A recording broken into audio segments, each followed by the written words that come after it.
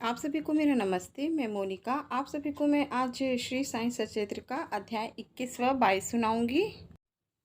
आज मैं इस पुस्तक में जो लिखा है, यानी साईं सचरित्र पुस्तक में जो लिखा है, गुरु कृपा हो तो ईश्वर कृपा भी होती है, और साठे की गुरुचरित्र परायण का उपदेश, श्रीमती राधाबाई देशमुख की कथा, अपने बर्ताव के संबंध में उपदेश, निंदा संबंधी उपदेश जो कि इस पुस्तक में बताया गया है। तो सबसे पहले शुरू करती हूँ। गुरु कृपा हो तो ईश्वर कृपा भी होती है। जिस प्रकार एक दयालु माता बालक के उपचारार्थ कटु औषधि का बलपूर्वक प्रयोग करती है, उसी प्रकार श्री साईं बाबा भी अपने भक्तों के कल्याणार्थ के लिए उपदेश दिया करते हैं। वे अपनी पद्धति गुप्त न रखकर पूर्ण स्पष्टता को ही अधिक महत्व देते थे। इसी कारण जिन भक्तों ने उन्हें उपदेशों का पूर्णतः पालन किया, वे अपने ध्येय की प्राप्ति में सफल हुए। श्री साईं बाबा जैसे सद्गुरु ही ज्ञान चक्षुओं को खोलकर आत्मा की दिव्यता का अनुभव कराने में समर्थ हैं। विषय वासनाओं से आसक्ति नष्ट कर वे भक्तों की इच्छाओं को पूर्ण कर देते हैं, जिसके फलस्वरूप ही ज्ञान और वैराग्य प्राप्त होकर ज्ञान की उत्तरोत्तर प्रगति होती रहती है।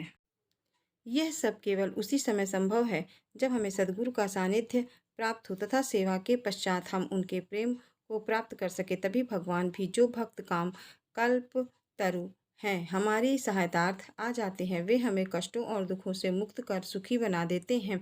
यह सब प्रगति केवल सद्गुरु की कृपा से ही संभव है, जो कि स्वयं ईश्वर के प्रतीक है। इसलिए हमें सद्गुरु की खोज में सदैव रहना चाहिए। और अब मैं सुनाती हूँ साठे को गुरुचरित्र परायण का उपदेश। बम्बई के एक व्यापारी श्री साठे को एक बार व्यापार में अधिक हानि हुई।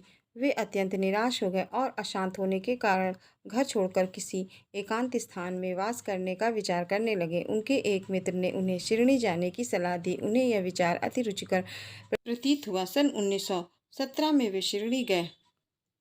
सनातन पूर्ण ब्रह्म दीप्तिमान निर्मल एवं विशुद्ध स्वरूप के दर्शन कर उनके मन की व्यग्रता नष्ट हो गई और उनका चित्त शांत एवं स्थिर हो गया। उन्होंने सोचा कि गत जन्मों की संचित शुभ कर्मों के फलस्वरूप ही आज मैं श्री साईं बाबा के पवित्र चरणों तक पहुँचने में समर्थ हो सका हूँ। श्री साठे दृढ़ संकल्प के व्यक्ति थे, इसलिए उन्होंने शीघ्र ही गुरुचरित्र का पारायण प्रारंभ कर दिया। जब एक सप्ताह में ही चरित्र की प्रथम आवृत्ति समाप्त हो गई, तब बाबा ने उसी रात्रि को उन्हें एक स्वप्न दिया, जो इस प्रकार है।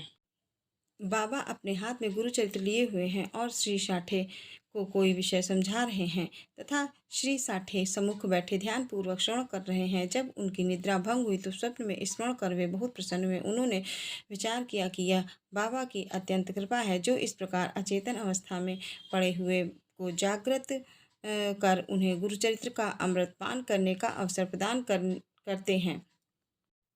उन्होंने यह स्वप्न श्री काका साहेब दीक्षित को सुनाया और श्री साईं बाबा से प्रार्थना करने को कहा कि इसका यथार्थ अर्थ क्या है और क्या एक सप्ताह का पारायण ही मेरे लिए पर्याप्त है अथवा उसे पुनः प्रारंभ करूं। श्री काका साहेब दीक्षित ने उचित अवसर पाकर बाबा से पूछा कि हे देवा, उस दृष्टांत में आपने श्री साठे को क्या उपदेश दिया है? क्या वे पारायण सप्ताह स्थगित कर दे? वे एक सरल हृदय भक्त है, इसलिए उनकी मनोकामना आप पूर्ण करें और हे देवा, कृपा कर उन्हें इस स्वप्न का यथार्थ अर्थ भी समझा दें। तब बाबा बोले कि उन्हें गुरुचरित्र का एक सप्ताह और पारायण करना चाहिए। यदि वे ध्यानपूर्वक पाठ करेंगे तो उनका चित्त शुद्ध हो जाएगा और शीघ्र ही कल्याण होगा। ईश्वर भी प्रसन्न होकर उन्हें भवबंधन से मुक्त कर देंगे। इस अवसर पर श्री हेम पंडित भी वहां उपस्थित थे और बाबा के चरण कमलों की सेवा कर रहे थे। बाबा के वचन सुनकर उन्हें विचार आया कि साठे को केवल एक सप्ताह के पारायण से ही मनोवांछित फल की प्राप्ति हो गई है, जब मैं गत 40 वर्षों से गुरुचरित्र का पारायण कर रहा हूँ, जिसका परिणाम अब तक न निकला। उनका केवल 7 दिनों का शिरडी का निवास सफल हुआ और मेरा गत 7 वर्ष 1910-17 वास का क्या व्यर्थ हो गया। चातक पक्षी के समान मैं सदा उस कृपाधन की राह देखा करता हूँ जो मेरे ऊपर अमृत वर्षा करे। वे कब मुझे उपदेश देंगे? ऐसा विचार उनके मस्तिष्क में आया ही था कि बाबा को सब ज्ञात हो गया। हेम पंडित का ऐसा विचार जानकर बाबा ने तुरंत ही आज्ञा दी कि श्यामा के यहाँ जाओ और कुछ समय उनसे वार्तालाप कर 15 दक्षिणा ले आओ। बाबा को दया आ गई, इसी कारण उन्होंने ऐसी आज्ञा दी। उनकी अवज्ञा करने का साहस भी किसी में नहीं था। श्री हेम पंडित शीघ्र श्यामा के घर पहुँचे। इस समय श्यामा स्नान कर धोती पहन रहे थे। उन्होंने बाहर आकर हेम पंडित से पूछा, आप यहाँ कैसे? जान पड़ता है कि आप मस्जिद से ही आ रहे हैं, तथा आप ऐसे व्यथित और उदास क्यों हैं? आप अकेले ही क्यों आए हैं? आइए बैठिए और थोड़ा विश्राम तो कीजिए। जब तक मैं पूजन आदि से निवृत्त हो जाऊं, तब तक आप कृपा कर पान आदि लें। इसके पश्चात ही हम और आप सुखपूर्वक वार्तालाप करेंगे। ऐसा कहकर वे भीतर चले गए। दालान में बैठे बैठे हेम पंडित की दृष्टि अचानक खिड़की पर रखी नाथ भागवत पर पड़ी। नाथ भागवत श्री एकनाथ द्वारा महाभागवत के 11वें स्कंद पर मराठी भाषा में की हुई एक टीका है। श्री साईं बाबा की आज्ञानुसार श्री बापू साहेब जोग और श्री काका साहेब दीक्षित श्रेणी में नित्य भागवत गीता का मराठी टीका सहित, जिसका नाम भावार्थ दीपिका या ज्ञानेश्वरी है, जिसमें कृष्ण और भक्त अर्जुन संवाद हैं। नाथ भागवत श्री कृष्ण उद्धव संवाद और एकनाथ का एक महान ग्रंथ। भावार्थ रामायण का पठन किया करते थे। जब भक्तगण बाबा से कोई प्रश्न पूछने आते तो वे कभी आंशिक उत्तर देते और कभी उनको भागवत तथा प्रमुख ग्रंथों का श्रवण करने को कहते थे, जिन्हें सुनने पर भक्तों को अपने प्रश्नों के पूर्णतया संतोषप्रद उत्तर प्राप्त हो जाते थे। श्री हेम पंडित ने नित्य प्रतिनाथ भागवत के कुछ अंशों का पाठ किया करते थे। उस दिन प्रातः मस्जिद जाते समय कुछ भक्तों के सत्संग के कारण उन्होंने अपना नित्य नियमानुसार पाठ अधूरा ही छोड़ दिया। उन्होंने जैसे ही वह ग्रंथ उठाकर खोला तो अपने अपूर्ण भाग का पृष्ठ सामने देखकर उनको बड़ा आश्चर्य हुआ। उन्होंने सोचा कि बाबा ने शायद इसी कारण मुझे यहाँ भेजा है, ताकि मैं अपना शेष पाठ पूरा कर लूँ। और फिर उन्होंने शेष अंश का पाठ आरंभ कर दिया। पाठ पूर्ण होते ही श्यामा भी बाहर आ गए और उन दोनों में इस प्रकार वार्तालाप होने लगा। श्यामा बोले कि इस परमेश्वर बाबा की लीलाएं अथाह है, जिनका कोई पार नहीं है।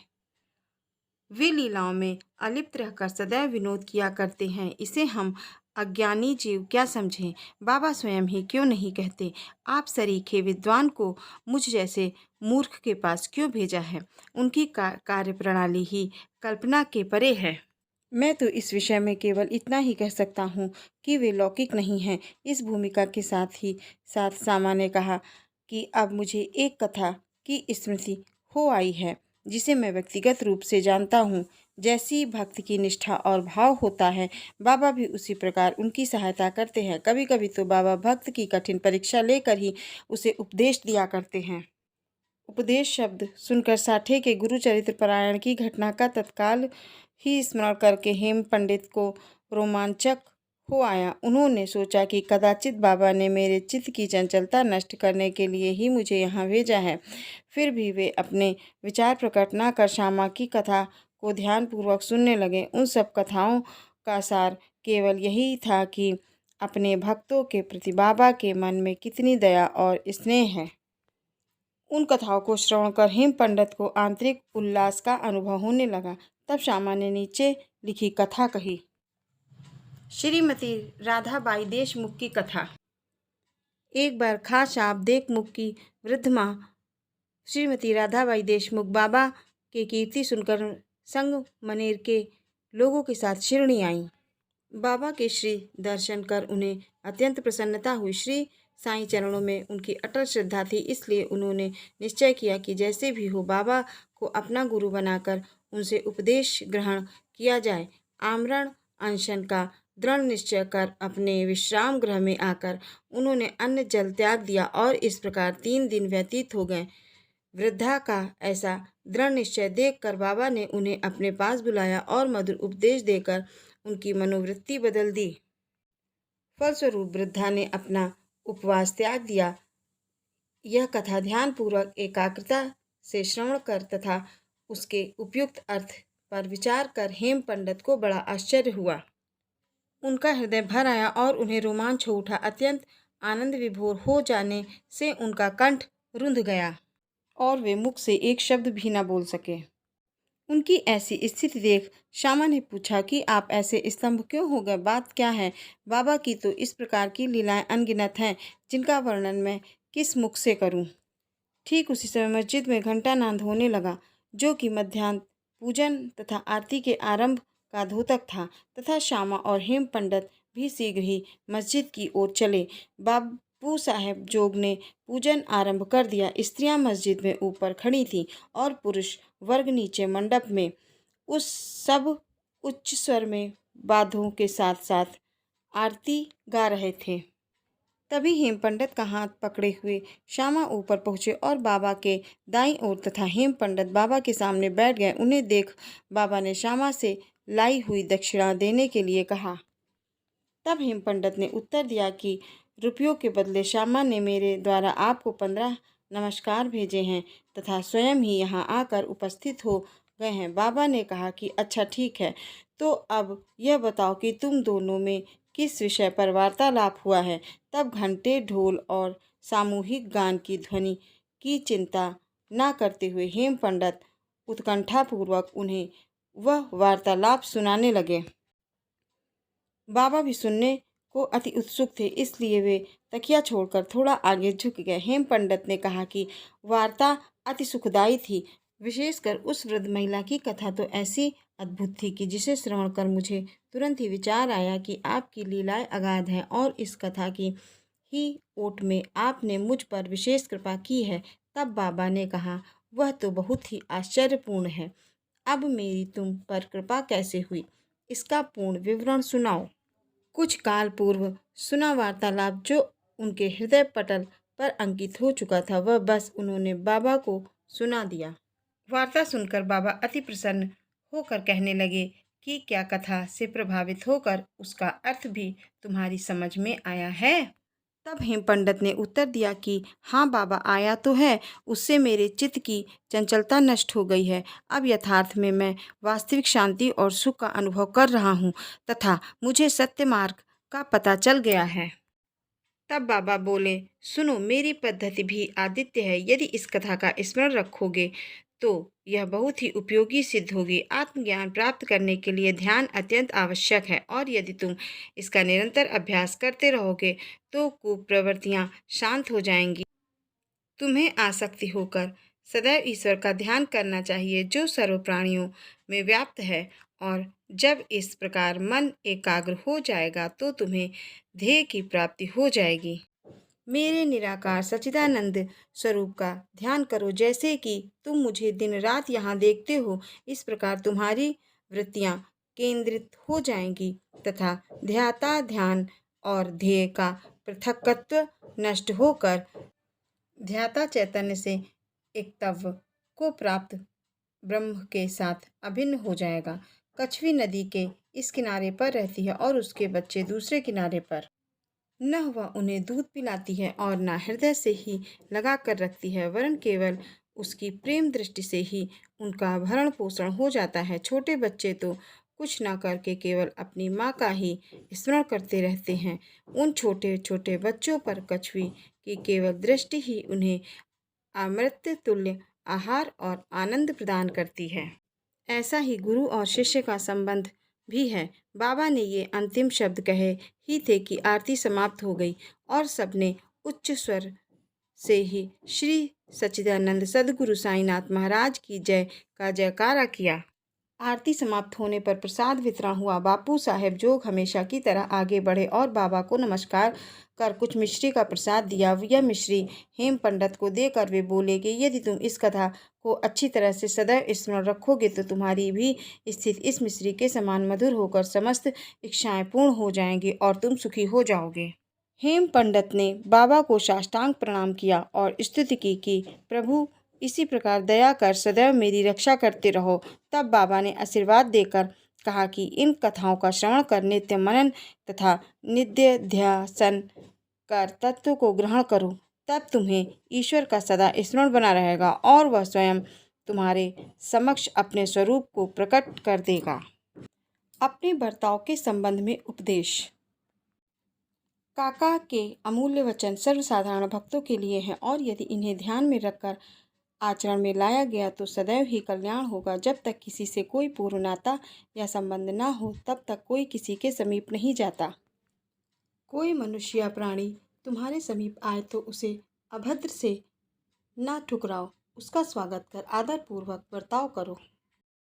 यदि प्यासे को जल, भूखे को भोजन, नंगे को वस्त्र और आगंतुक को अपना दालान विश्राम करने को दोगे तो भगवान श्री हरि तुमसे निसंदेह प्रसन्न होंगे। यदि कोई तुमसे द्रव्य याचना करे और तुम्हारी इच्छा देने की ना हो तो ना दो, परंतु उसके साथ अभद्र व्यवहार ना करो। तुम्हारी कोई कितनी ही निंदा क्यों ना करे फिर भी कटु उत्तर देकर तुम उस पर क्रोध ना करो। यदि इस प्रकार ऐसे प्रसंगों से तुम बचते रहे तो यह निश्चित ही है कि तुम सुखी रहोगे। संसार चाहे उलट पलट हो जाए परंतु तुम्हें स्थिर रहना चाहिए। सदा अपने स्थान पर दृढ़ रहकर गतिमान दृश्य को शांतिपूर्वक देखो। एक को दूसरे से अलग रखने वाले भेद की दीवार नष्ट कर दो, जिससे अपना मिलन पथ सुगम हो जाए। द्वैत भाव की भेद वृत्ति है जो शिष्य को अपने गुरु से पृथक कर देती है, इसलिए जब तक इसका नाश न हो जाए तब तक अभिन्नता प्राप्त करना संभव नहीं है। अल्लाह मालिक अर्थात ईश्वर ही सर्वशक्तिमान है और इसके सिवा अन्य कोई संरक्षण करता नहीं है। उनकी कार्य प्रणाली अलौकिक, अनमोल और कल्पना से परे है। इनकी इच्छा से ही सब कार्य होते हैं। वे ही मार्ग प्रदर्शन कर सभी इच्छाएं पूर्ण करते हैं। ऋणानुबंध के कारण ही हमारा संगम होता है, इसलिए हम परस्पर प्रेम कर एक दूसरे की सेवा करते हुए सदैव संतुष्ट रहना चाहिए। जिसने अपने जीवन का ध्येय पा लिया है वही धन्य और सुखी है। निंदा संबंधी उपदेश। उपदेश देने के लिए किसी विशेष समय या स्थान की प्रतीक्षा न कर बाबा यथा योग्य समय पर ही स्वतंत्रता पूर्वक उपदेश दिया करते थे। एक बार एक भक्त ने बाबा की अनुपस्थिति में दूसरे लोगों के सम्मुख किसी को अपशब्द कहे। गुणों की उपेक्षा कर उसने अपने भाई के दोषारोपण में इतने कटु वाक्यों का प्रयोग किया कि सुनने वालों को भी उसके प्रति घृणा होने लगी। बहुधा देखने में आता है कि लोग व्यर्थ ही दूसरों की निंदा कर झगड़ा और बुराइयां उत्पन्न करते हैं। संत तो निंदा को दूसरी ही दृष्टि से देखा करते हैं। उनका कथन है कि शुद्धि के लिए अनेक विधियों में मिट्टी, जल और साबुन पर्याप्त है, परंतु निंदा करने वालों की उपयोगिता भिन्न ही होती है। वे दूसरों के दोषों को केवल अपनी जीवा से ही दूर करते हैं और इस प्रकार वे दूसरों की निंदा कर उनका उपकार ही किया करते हैं, जिसके लिए वे धन्यवाद के पात्र हैं। निंदक को उचित मार्ग पर लाने के लिए साईं बाबा की पद्धति बिल्कुल भिन्न थी। वे तो सर्वज्ञ थे ही, इसलिए उस निंदक के कार्य को वे समझ गए। मध्यकाल में जब लेडी के समीप उससे भेंट हुई तब उन्होंने विष्ठा खाते हुए एक सुअर की ओर उंगली उठाकर उससे कहा कि देखो वह कितने प्रेम पूर्वक विष्ठा खा रहा है। तुम भी जी भर कर अपने भाइयों को सदा अपशब्द कहा करते हो और यह तुम्हारा आचरण भी ठीक उसी के सदृश है। अनेक शुभ कर्मों के परिणाम स्वरूप ही तुम्हें मानव तन प्राप्त हुआ है और यदि तुमने इसी प्रकार आचरण किया तो शिरणी तुम्हारी सहायता ही क्या कर सकेगी। भक्त ने उपदेश ग्रहण कर लिया और वहां से चला गया। इस प्रकार प्रसंग अनुसार ही उपदेश दिया करते थे। यदि उन पर ध्यान देकर नित्य उनका पालन किया जाए तो आध्यात्मिक ध्येय अधिक दूर न होगा। एक कहावत प्रचलित है कि यदि मेरा श्रीहरि होगा तो मुझे चारपाई पर बैठे बैठे ही भोजन पहुंचाएगा। यह कहावत भोजन और वस्त्र के विषय में सत्य प्रतीत हो सकती है, परंतु यदि कोई इस पर विश्वास कर आलस्यवश बैठा रहे तो वह आध्यात्मिक क्षेत्र में कुछ भी प्रगति ना कर उल्टे पतन की घोर अंधकार में गिर जाएगा। इसलिए आत्मा अनुभूति प्राप्ति के लिए प्रत्येक को अनवरत परिश्रम करना चाहिए और जितना प्रयत्न वह करेगा उतना ही उसके लिए लाभप्रद भी होगा। बाबा ने कहा कि मैं तो सर्वव्यापी हूँ और विश्व के समस्त भूतों तथा चराचर में व्याप्त रहकर भी अनंत हूँ। केवल उनके भ्रम निवारणार्थ ही जिनकी दृष्टि में वे 3.5 हाथ के मानव थे, स्वयं सगुण रूप धारण कर अवतीर्ण हुए। इसलिए जो भक्त अनन्य भाव से उनकी शरण में आए और जिन्होंने दिन रात ही उनका ध्यान किया, उन्हें उनसे अभिन्नता प्राप्त हुई। जिस प्रकार की माधुर्य और मिश्री, लहर और समुद्र तथा नेत्र और ज्योति में अभिन्नता हुआ करती है, जो आवागमन के चक्र से मुक्त होना चाहे वे शांत और स्थिर होकर अपना धार्मिक जीवन व्यतीत करें, दुखदायी कटु शब्दों के प्रयोग से किसी को दुखी ना करें और सदैव उत्तम कार्यों में संलग्न रहकर अपना कर्तव्य करते हुए अनन्य भाव से भय रहित हो, उनकी शरण में जाना चाहिए। जो पूर्ण विश्वास से उनकी लीलाओं का श्रवण कर उनका मनन करेगा तथा अन्य वस्तुओं की चिंता त्याग देगा, उसे निसंदेह ही आत्मा अनुभूति की प्राप्ति होगी। उन्होंने अनेकों नाम का जाप कर अपनी शरण में आने को कहा, जो यह जानने को उत्सुक थे कि मैं कौन हूँ। बाबा ने उन्हें लीलाएं श्रवण और मनन करने का परामर्श दिया। किसी को भगवत लीलाओं का श्रवण, किसी को भगवत पाद पूजन तो किसी को अध्यात्म, रामायण व ज्ञानेश्वरी तथा धार्मिक ग्रंथों का पठन एवं अध्ययन करने को कहा। अनेकों को अपने चरणों में के समीप ही रखकर अनेकों को खंडोवा के मंदिर में भेजा तथा अनेकों को विष्णु सहस्त्रनाम का जाप करने व छांदोग्य उपनिषद तथा गीता का अध्ययन करने को कहा। श्री साईं सचरित्र का अध्याय 21 व 22 समाप्त हुआ और अब मैं आपसे मिलूंगी नेक्स्ट वीडियो में। ओम साईं राम।